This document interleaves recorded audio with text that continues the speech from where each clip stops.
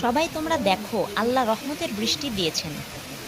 মুষলধারায় বৃষ্টি বর্ষণ হলে রাসূল সাল্লাল্লাহু আলাইহি ওয়াসাল্লাম এই দোয়া পড়তে বলেছেন, আল্লাহুম্মা সায়্যিবান নাফিআ, অর্থাৎ মুষলধারায় যেন উপকারী বৃষ্টি হয়।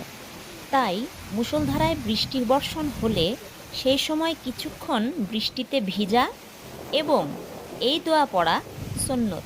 এটা রাসূলের হাদিস সাল্লাল্লাহু আলাইহি ওয়াসাল্লাম। তো ভিউয়ার্স, বৃষ্টি কার কার ভালো লাগে অবশ্যই আমাকে কমেন্টে জানাবেন।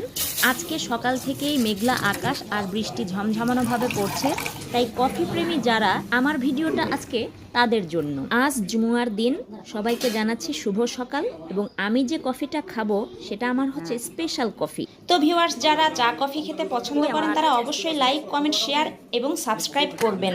Bye bye.